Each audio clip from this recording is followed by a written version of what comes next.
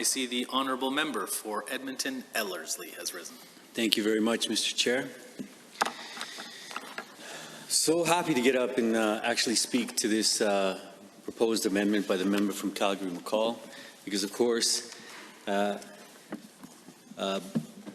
an individual who strongly believes that in not only when it comes to education in terms of the Universal Declaration of Human Rights, but all of the Universal Declaration of Human Rights. And I'll remind this House that the reason for that is because I was actually born in a country where democracy was crushed. It was crushed in a way that was so unfathomable, where people who fought for the right of every individual to be able to have access to good quality education were either made to disappear or they were killed right in the streets. Because the people who were against them thought this was a socialist idea, that everybody should have equal access to good quality education. They said is a socialist idea, and therefore is not worthy.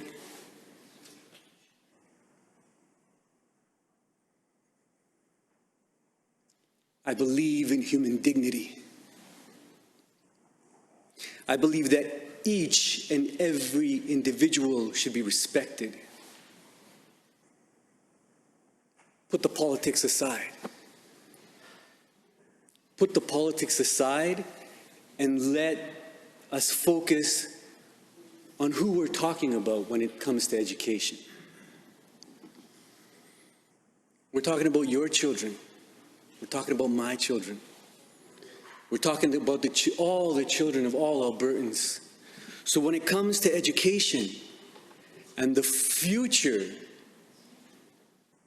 of the education of each and every individual within this province, we should be focused on making sure that each and every Albertan gets equal access and the opportunity to educate themselves. And why shouldn't we stand up and say that the principles contained within Article 26 of the Universal Declaration of Human Rights as they pertain to education, let us strive to make sure that our policies,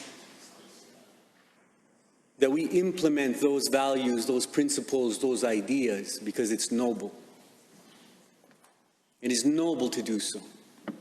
So while I respect, immensely I respect the opinions of the members on the other side and what they are trying to do with this particular bill, that they are sincerely, as pertains to Article 26, subsection 3, that parents have a prior right to choose the kind of education that shall be given to their children. I understand and I get it. But let us not forget the other two subsections of the Universal Declaration of Human Rights when it comes to education. And this is why I strongly urge every member of this House to support this amendment. Because although I respect what you're trying to do, my concern are the adverse effects of what will happen when you implement what is contained within this bill.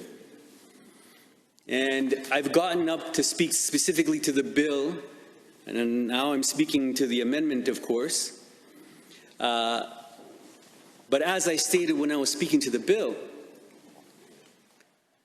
the experience that I've had, the reality of how this bill has, what is contained within this bill has been implemented in other jurisdictions, has actually led to the adverse effect of people being marginalized out of a good quality education. And that is my true concern here, members. Now, if you can demonstrate for me that by implementing what is contained in this bill, those adverse effects will not happen, then I could stand in this house and vote with you. But I'm not seeing that. Everywhere where I see these concepts and these principles contained within this bill and how they're applied in other jurisdictions, we see the marginalization of specific peoples. Now, I stand before you as a Muslim Latino.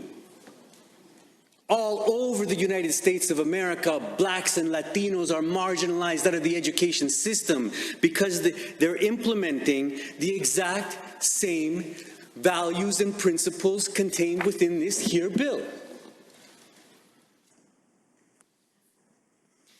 You're asking me to sign off on what I know will be an immensely adverse effect on people of diverse ethnic origin. If that's not the case, then demonstrate it for me, members.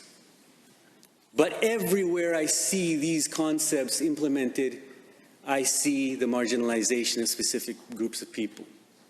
And here in our own province, we face similar challenges with the fact that Indigenous children and people from rural areas have less access to education.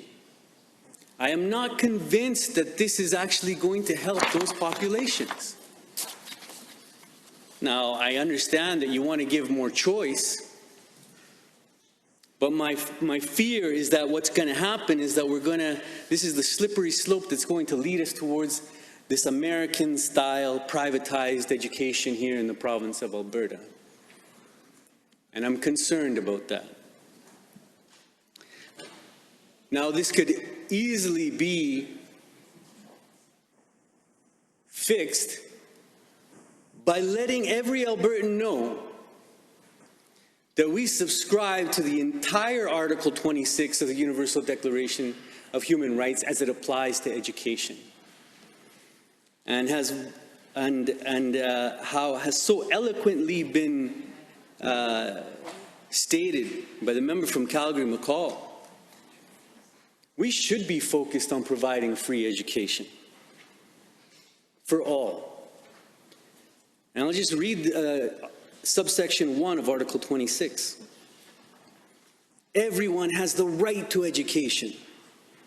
Education shall be free, at least in the elementary and fundamental stages. Elementary education shall be compulsory. Technical and professional education shall be made generally available, and higher education shall be equally accessible to all on the basis of merit.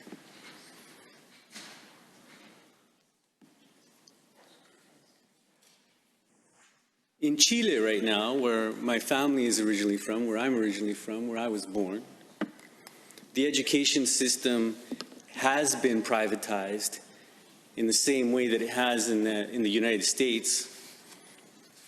And people that come from marginalized areas, rural areas, indigenous people in Chile do not have access to good quality education. And it's very difficult for them to get access to good quality education, even at the elementary, in the fundamental stage. So my question to you members of the governing party is, how are you going to make sure that that does not happen here in the province of Alberta? Because the challenge already exists, that Indigenous and rural people do not have the same access as people in the cosmopolitan centers. And my fear is that you're going to make a bad problem, or a difficult problem, a difficult challenge, even worse.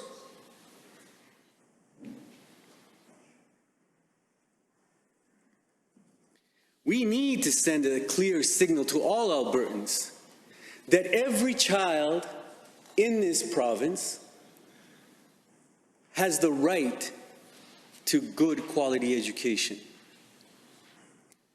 And not just those who can afford it, whose parents can afford it. It's possible for us to create the same choice that you're speaking of within the within the public system.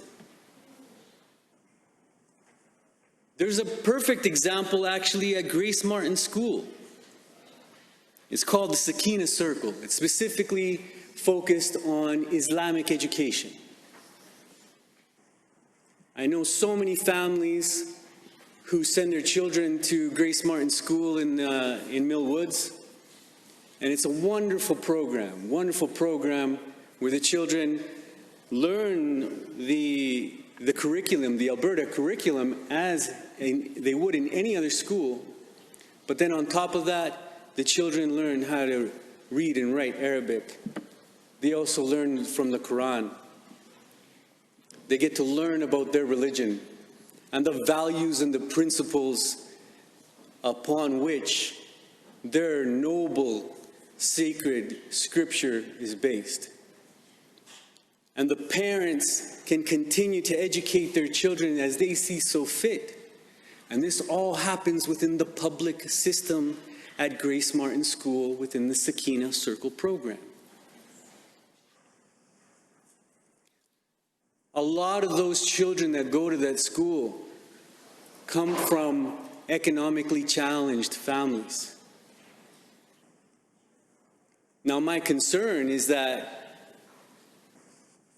we're going to follow and we're going to fall into the trap that other jurisdictions have done by introducing these kinds of principles and values into their education system. And then those same families that the parents have to work, 2, maybe even 3 jobs, are not going to be able to send their kids to get that same Islamic education that they are already getting through Grace Martin School. This is my concern.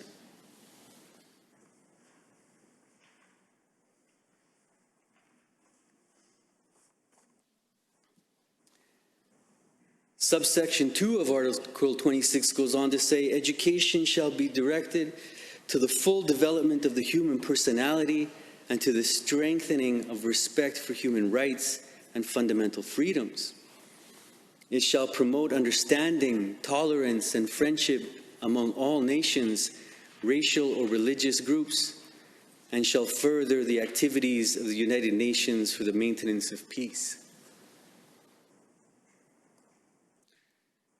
I can think of no better example than that within the Sakina Circle at Grace Martin School within the public school system, right here in the city of Edmonton. I cherish the opportunities that I have to actually go and visit the program and talk to the children and talk to them. And I do. Every time I have the opportunity to visit Grace Martin School and read to the children, I always make sure to mention Article 26 of the Universal Declaration of Human Rights and how important it is. And being a Muslim, sharing with young Muslims, talking about how for us to be a good Muslim is to be a good human being, to strive to be of noble character, to promote peace, to promote love and understanding amongst all people, which is exactly what Article 26 is all about in the Universal Declaration of Human Rights.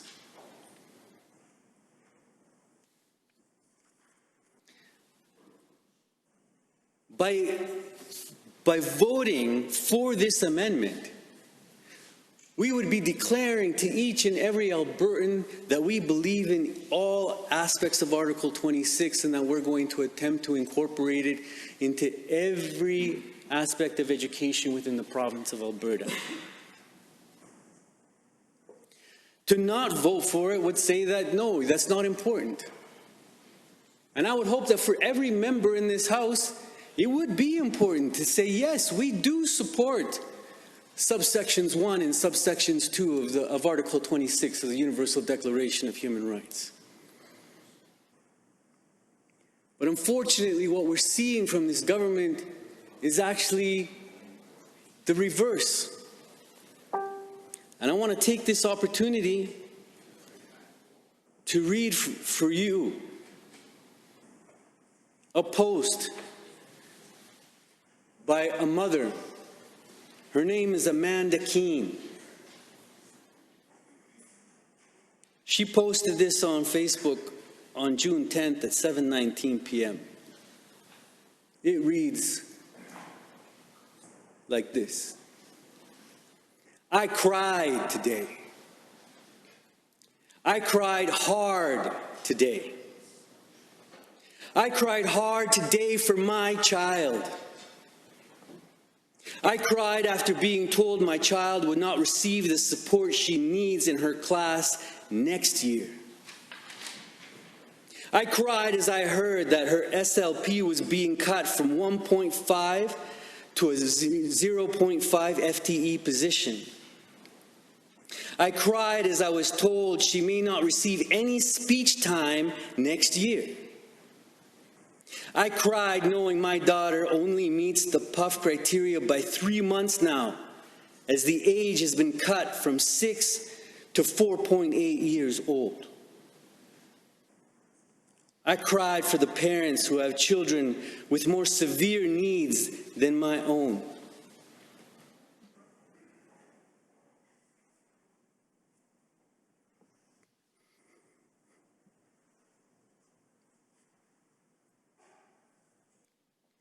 I cried for the teachers who are tired and uncertain and can no longer hide the worried looks from their faces.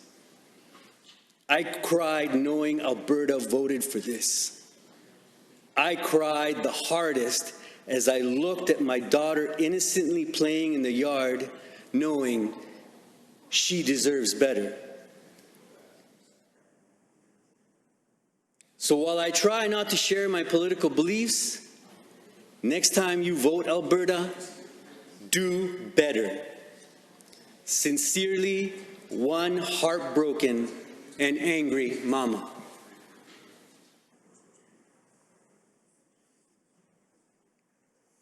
Now, of course, Amanda Keene is but one.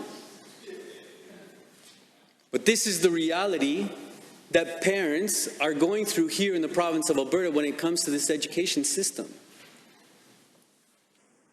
I'm begging you to listen. I'm begging you to listen to the voices of mothers like Amanda Keene. By voting for this amendment, you would be supporting the reverse of what's being actually described by Amanda Keene in her post dated on June 10th. We would strive to make education free in the province of Alberta. And why not?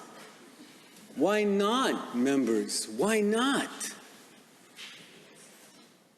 I know that you agree with me that you have a deep respect for Albertans. So then let's treat them with dignity. I can't tell you the number of constituents that I speak to that have come here from other countries. And one of the main reasons why they come here and they want to live in the province of Alberta and they want to live here in this great country called Canada is because they know that their children are going to get better access to education. But what are we doing? We're actually making the education system worse, as is being described by Amanda Keene in her post from June 10th.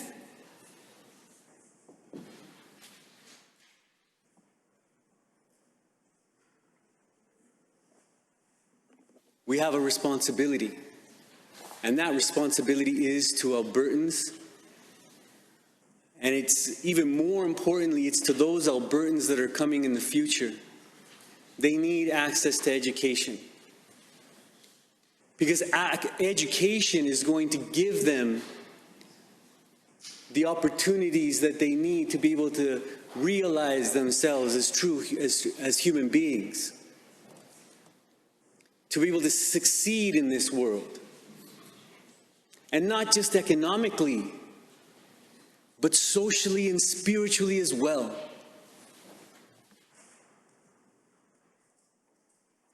So I'm asking you, please, members of this House,